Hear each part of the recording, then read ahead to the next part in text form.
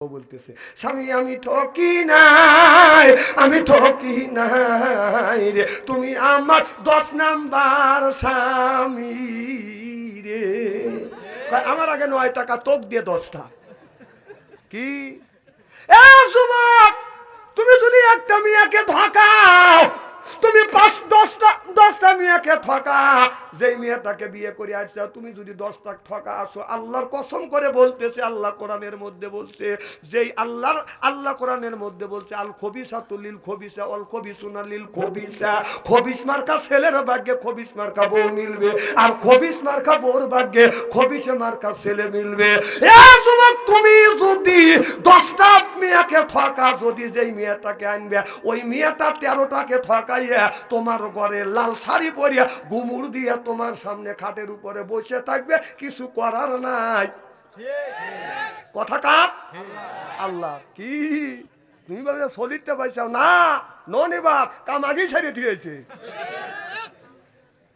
এই জন্য ওই প্রেম ভালোবাসা করা বাদ দাও। আমাদের দেশে নিয়ম আছে, যদি গরিবের মেয়ে প্রেম ভালোবাসা করে এলাকার মধ্যে খালি ছড়িয়ে দেওয়া পরাম প্রচার হওয়া যায়, আর পরামালিকের কাজ বিচার করো। গরিবের মেয়ে যদি প্রেম ভালোবাসা করে, গরিবের ছেলে প্রেম ভালোবাসা করলে এলাকার মধ্যে বদলাম ছড়িয়ে যায়, প্রধানটা বাদান ছড়ায়। ইমাম সাহেব এক যা বলে, ইমাম সাহেব আপনি হলো মসজিদের ইমাম, হুজুর আপনি নিজ বিচার করে দেন, যা করবেন সেই বিচার মানবো। এবার ইমাম সাহেব বলে 80 দেবে তেরাঘাত করো, কারণ গরিব মানুষ কথা বুঝতেছেন না। 2 মাস পরে দেখা গেল এমপির ছেলে আর মিনিস্টারের মেয়ে গুডুর মুডুর করিয়ে অবৈধ সন্তানের মা হয়েছে। এবার বলে ইমাম সাহেব গরিবের বেলায় আপনি 80টা বেতের আঘাত করছেন, দেখেন ধনির ছেলে মিনিস্টারের মেয়ে আর এমপির মেয়ে গুডুর মুডুর করিয়ে অবৈধ সন্তানের মা হয়েছে, হুজুর আপনি নিজ বিচার করে দেন। হুজুর তখন এরকম করে পাগড়ি বেড়াই, আল্লাহ এখন কি করি, এখন ফতুয়া দিলে আমার ইমামতি যাবি। বাচ্চু আনসারি কয় তুই কিসের মৌলবি, আখেরাতে ফেরেশতার বুড়িও খাবি। এতে কিসের মৌলবি রে? তুই নিত্য বিচার করতে পারিস না, কতক্ষণ না কে? তুই নিত্য বিচার যদি করতে না পারিস, ইমামতি বাদ দে, বাড়িতে বইয়ের সাথে রান্নায় সহযোগিতা কর, সব ব্যবসা বেশি ভাবি, কথা কর না কে?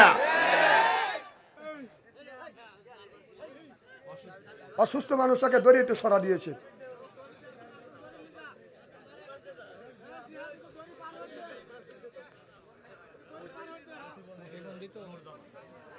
আহা,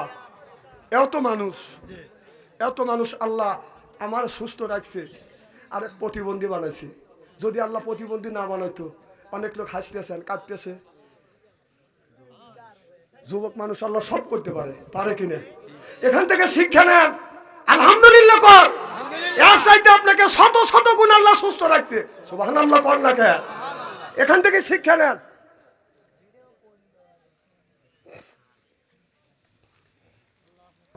আপনাকে আজকে ওয়াজ করতে যদি একটু দেরি হয়, আপনারা আসান তো ইনশাল্লাহ? মারহাবা কর। আমার ভাইরা, আমার মুসলমান ভাইরা, আল্লাহর হাবিবের উম্মতেরা, ভালো করে লক্ষ্য করে শুনুন। হযরত ইব্রাহিম আলাইহিস সালাম আল্লাহর কাছে বলেছিলেন, রব্বি হাবলি মিনাস সলিহিন, আল্লাহ একটা নেক বেটা দাও। সুন্দর একটা নেক বেটা দান করছে ইসমাঈল আলাইহিস সালাম। আমরা যে কোনো জন্ম দিছি, এটা বেটা না ঠেটা শয়তানের যেটা রাস্তা দিয়ে যায়, বাজান বাজাইলে এটা বেটা কিয়ামতের দিন খাবে জাতা পেতা। আহলা তুকুম ফিতনা, তুমি বেটা বিটি হচ্ছে বাজান পরীক্ষার বস্তু। বেটা বিটির কারণে মা বাবা নামাজ পড়ে রোজা রেখে হজ করে যাকাত দেওয়ার পরেও মা বাবা কিয়ামতের ময়দানে কাঁদতে কাঁদতে জাহান্নামে যাবে, কারণ ওই ছেলেটা ভালো না। এই ছেলেটা রাস্তা দিয়ে যখন যায়, আমাদের দেশে ছেলেরা নামাজ পড়ে না, রোজা রাখে না, এই যে আমার এসে এই দেখো দুনিয়া ভুলে যাবে, বাবা ঠিক কিনে। তারপরে ওই তুই আমার ভুলেই গেছিস যে মল্লিকাদের নাম, বাবা বাবা বাবা। আমি কই তুই তো আজ ভুলেই গেছিস আল্লাহ নবীর নাম। নবী আমার মদিনাতে আসে শুয়ে, কে করে তার কাম, হারমোনিয়াম আর বাজাস না, ইবলিস দিছে পাম, তুমি কইরো না পাম পাম, মোল্লাগারে বাইরে গেছে দাও, এখনো সময় আছে, মুখে লাও আল্লাহ নবীর নাম রে, আল্লাহ নবীর নাম, জোরকান ঠিক কিনে।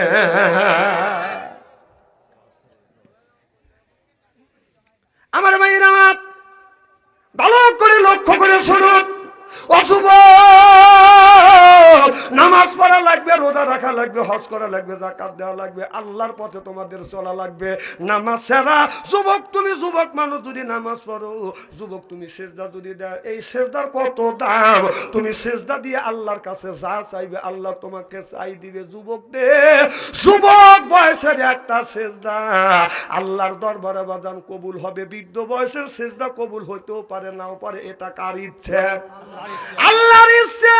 যুবক যৌবন কালে নামাজ পড়ে না। আমাদের দেশের কিছু মানুষ আছে যৌবন কালে নামাজ পড়ে না, মাথার চুল যখন পেকে গেছে, দাড়িতে বাজান পেকে গেছে, গায়ের চামড়া হসে দিল, বুড়া কালে মসজিদে যায়, আল্লাহর সাথে বাজান দিচ্ছে মিল। যৌবন বয়সে নামাজ পড়ে না, বুড়া কালে মসজিদে যায়, কাইছে কুইছে পাই দিয়ে পুই দিয়ে মেঘটানি করে, কেলায়ও না, কেলায়ও না, এরকম অবস্থা হবে। এতক্ষণ ওয়াজ শোনা যায়, মারহাবা কর। আমার ভাইয়ের আমার ভালো করে লক্ষ্য করে শুনুন, যুবকরা নারীর প্রেমে পড়ে না। প্রেমে যদি পড়তে হয় আল্লাহর প্রেমে পড়ো, নবীর প্রেমে পড়ো। কুল ইন কুনতুম তুহিব্বুনাল্লাহ ফাত্তাবিউনি ইউহিব্বুকুমুল্লাহ ওয়া ইয়াগফিরু লাকুম যুনুবাকুম ওয়াল্লাহু গফুরুর রহিম। আল্লাহ বলে, দুনিয়ার মানুষেরা, আমি আল্লাহ আমাকে যদি পেতে চাও তাহলে আমার বন্ধুর অনুসরণ অনুকরণ করো, অনুসরণ অনুকরণ যদি করতে পারো, ওয়া ইয়াগফিরু লাকুম যুনুবাকুম, তোমাদের জিন্দেগীর জীবনের গুনাহ মাফ করে দেব, ওয়াল্লাহু গফুরুর রহিম, আমি আল্লাহ তোমাদের বন্ধু হব। আল্লাহ যদি বন্ধু হয় আর দুনিয়ার কোনো বন্ধুর দরকার নাই, চিল্লাপান ঠিক কিনে। আজকে আল্লাহর প্রেমে না পড়িয়া বাদান, নারীদের প্রেমে বাদান যুবকরা পড়িয়া বাদান পাগল হয়ে গেছে। ওদের নারীর প্রেমে পুরুষ বন্দি, পানি বন্দি, মাছ কথা কন, নারীর প্রেমে পুরুষ বন্দি, গুড়ায় 12 মাস। আল্লাহর প্রেমে নবী বন্দি, আমরাই আল্লাহর দাস। ওই যে নারীর প্রেমে কেউ পড়ো না, যুবক তোমার হবে সর্বনাশ, হবে সর্বনাশ, জনগণ ঠিক কিনে। প্রেমে যদি পড়তে চাও আল্লাহর দাস হও, নবীর প্রেমে পড়ো, আল্লাহর প্রেমে পড়ো, তাহলে দুনিয়ায় তোমার শান্তি আসবে। ও যুবক ভালো করে লক্ষ্য করে শুনো, হযরত ওমর রাদিয়াল্লাহু তাআলা আনহু বাদান অর্ধ পৃথিবীর বাদান প্রেসিডেন্ট ছিলেন। হযরত ওমরের ইশারা এই দেশের মানুষ উঠতো আর বসতো। খুব খারাপ লাগতেছে নাকি? আচ্ছা, আখিরি মোনাজাত পর্যন্ত আসান তো? নারে তাকবীর, আলহামদুলিল্লাহ।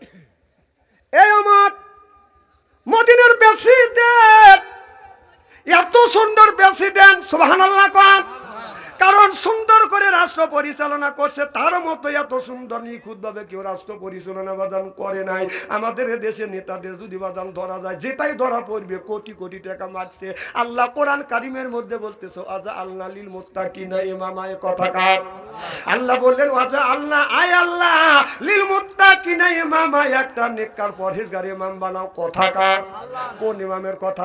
মসজিদের ইমামের কথা কি বলছে? না, আল্লাহ ওইটা বলে না। আল্লাহ বললেন, সেই ইমামটা হলো ওয়াটের ইমাম, সেইটা হলো মেম্বার, ইউনিয়নের ইমাম সেইটা হলো বাদান চেয়ারম্যান, আপনার থানার ইমাম সেইটা হলো বাদান এমপি, রাষ্ট্র ইমাম সেইটা হলো প্রধানমন্ত্রী। আজা আল্লাহ লিল মুত্তাকিনা ইমামা, কথা কার? সেই ইমামটা আজ 16টা বছর আমরা বানাইতে পারিনি, কথা কোন? কারণ ভোট দিতে যদি ভোটের মাধ্যমে তো ইমাম বানাইতে হয়, ভোটের মাঠে যদি, ভোটের সেন্টারে যদি বাদান গেছি, কয় চাষা ভোট হয়ে গেছে, কয় কখন, কয় রাইতে।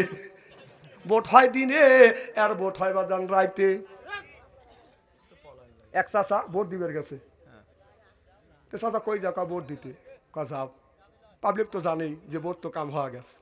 তো চাষা গেছে, কয় চাষা তোমার ভোট হয়ে গেছে, কয় কখন, কয় রাইতে, কয় কও কি বাবু, ভোট না দিনে হয়, কয় সরকারের সময় ভোট রাইতেই হয়। চাষা বাড়ির যাও, চাষি আম্মা দানে কষ্ট করে না, কয় কে, তা চাষি আমার ভোট হয়ে গেছে, কয় কও কি বাবু, তোমার চাষি আম্মা 6 মাস আগে মারা গেছে, এসে ভোট দিলে আমার সাথে দেখা করলো না কে? এই কয় চাষা চিল্লে পাল্লা শুরু করছে, গড়াগড়ি।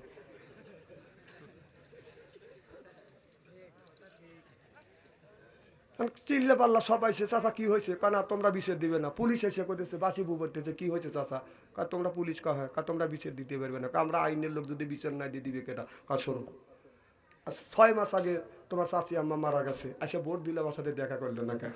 পুলিশের লাখে কাপড় নিয়ে চলে যায়। এলাকার প্রচুর ভোট পাইছে, বিপুল ভোট। বিপুল ভোটে তুমি পাস করা পারছো, সলিড ভোট দিবে পারছো, প্রচুর ভোট। ভাইয়ের নাম কি? আরে আমি বাইক জিজ্ঞেস করি, আপনার নাম কি? লুৎফর রহমান। আল্লাহ লুৎফর রহমান। আপনার আব্বার নাম? হ্যাঁ, রোস্তম হাজি। এখন যদি লুৎফর রহমানের ভোট যদি কেউ দিতে যায়, বলতে হবে আমার নাম লুৎফর রহমান, বাপ হলো রোস্তম হাজি। কথা কয় না? তুই যে পরের ভোট দিলি, লুৎফর রহমানের ভোট দিলি, বাবা রোস্তম, রোস্তম তো জন্মাইছে। কথা কথা আর বাপের যা, বাপের কাছে যা কয়, আব্বা 10টা ভোট দিছি। তোর বাপ কয় না যে আমি তোর বাপ, আর আমার বাপ তুই আর একজনের বাপ বানাচ্ছিস, তোর মা কি ওর কাছে দিছিলি? কি কি স্ত্রী করে ধুয়ে যাবো।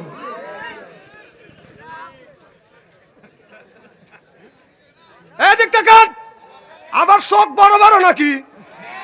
কোন শোক রাঙানে কুলেবে না। হক কথা হবে, কথা বল কেন? কথা বলেন না কেন? হক কথা বলবো, বলেই যাব। তখনই কিছু করে পারে নাই। ও বাবা, কথায় কথায় খালি কইছে খেলা হবে, খেলা হবে। খেলা তো খুব খেলছে, যেই খেলা হবে খেলা হবে, পাবলিক কয় তাই খেলা শুনবি। পাবলিক যখন খেলার জন্য রেডি, টাকা দিয়েছে, মাঠে পেল আর নাই। ও বাবা, নাই নাই, পলাইছে, হে পলাইছে, বলেছে আল্লাহ রে এত বড় দাড়ি কেটে বলেছে। তারপরেও আবার ধরা পড়ছে। আচ্ছা শোনেন, বাংলাদেশের বিএনপি আর জামাতের উপরে যত নির্যাতন হয়েছে, তার সাথে বেশি নির্যাতন হয়েছে আলেম ওলামার উপরে যত নির্যাতন হয়েছে। আপনারা কি দেখছেন একটা মোল্লা দাড়ি কেটে পলাইছে? আর তোমরাই কইলে খেলা হবে, খেলার লেগে পাবলিক যে রেডি হয়েছে, দাড়ি কেটে কেটে পলাইছে। কেউ আবার মুখে দাড়ি নাই, এখন দাড়ি রেখে বললি আল্লাহ সাচ্চা। হাই রে সালারা সিটের রে, এই দেখেন যারা পলা পলা আছে, ব্যাপকের মুখে দাড়ি উঠছে। অথচ আমাদের বলে মৌলবাদ। কি বাদ? মৌলবাদ কারা? আরে কথা শুনেলেন যে কোরআন মানে, হাদিস মানে, নামাজ পড়ে, রোজা রাখে, হজ করে, যাকাত দেয়, সেই হলো মৌলবাদ।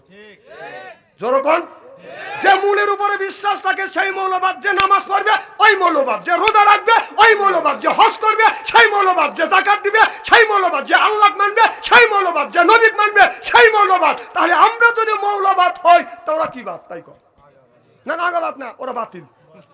কথা কন, ওরা কি বাতিল? আমরা বাতিল দেখে তোর বাপের সাথে তোর মার বিয়ে পড়াছি আমরা, নইলে তুই জারক সন্তান হতিস। কথা কথা আবার আমার মৌলবাদ ক, মৌলবাদ বুঝিস? কালে রাগ করে।